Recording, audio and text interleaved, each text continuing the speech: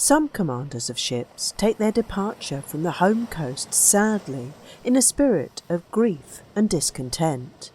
They have a wife, children perhaps, some affection at any rate, or perhaps only some pet vice that must be left behind for a year or more.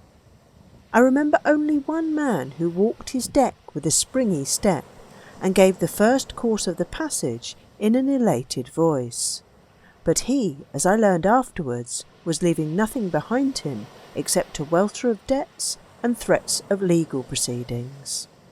On the other hand, I have known many captains who, directly their ship had left the narrow waters of the Channel, would disappear from the sight of their ship's company altogether for some 3 days or more. They would take a long dive, as it were, into their stateroom, only to emerge a few days afterwards with a more or less serene brow. Those were the men easy to get on with. Besides, such a complete retirement seemed to imply a satisfactory amount of trust in their officers, and to be distrusted displeases no seaman worthy of the name. On my first voyage as chief mate with good Captain McW, I remember that I felt quite flattered and went blithely about my duties, myself a commander for all practical purposes. Still, whatever the greatness of my illusion, the fact remained that the real commander was there, backing up my self-confidence, though invisible to my eyes, behind a maplewood veneered cabin door with a white china handle.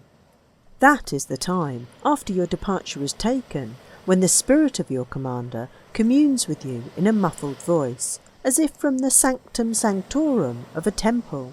Because, call her a temple or a hell afloat, as some ships have been called, the captain's stateroom is surely the august place in every vessel. The good McW would not even come out to his meals, and fed solitarily in his holy of holies from a tray covered with a white napkin. Our steward used to bend an ironic glance at the perfectly empty plates he was bringing out from there. This grief for his home, which overcomes so many married seamen, did not deprive Captain McW of his legitimate appetite. In fact, the steward would almost invariably come up to me, sitting in the captain's chair at the head of the table, to say in a grave murmur, "The captain asks for 1 more slice of meat and 2 potatoes." We, his officers, could hear him moving about in his berth, or lightly snoring, or fetching deep sighs, or splashing and blowing in his bathroom, and we made our reports to him through the keyhole, as it were. It was the crowning achievement of his amiable character that the answers we got were given in a quite mild and friendly tone. Some commanders, in their periods of seclusion, are constantly grumpy, and seem to resent the mere sound of your voice as an injury and an insult. But a grumpy recluse cannot worry his subordinates, whereas the man in whom the sense of duty is strong, or perhaps only the sense of self-importance, and who persists in airing on deck his moroseness all day, and perhaps half the night, becomes a grievous infliction. He walks the poop, darting gloomy glances as though he wished to poison the sea, and snaps your head off savagely when you happen to blunder within earshot. And these vagaries are harder to bear patiently, as becomes a man and an officer, because no sailor is really good-tempered during the first few days of a voyage. There are regrets, memories, the instinctive longing for the departed idleness, the instinctive hate of all work. Besides, things have a knack of going wrong at the start, especially in the matter of irritating trifles. And there is the abiding thought of a whole year of more or less hard life before one, because there was hardly a southern-going voyage in the yesterday of the sea which meant anything less than a 12-month. Yes, it needed a few days after the taking of your departure for a ship's company to shake down into their places, and for the soothing deep-water ship routine to establish its beneficent sway.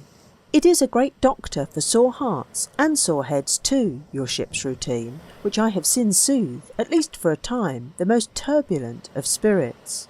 There is health in it, and peace, and satisfaction of the accomplished round, for each day of the ship's life seems to close a circle within the wide ring of the sea horizon.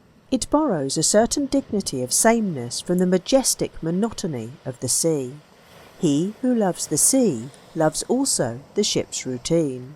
Nowhere else than upon the sea do the days, weeks, and months fall away quicker into the past.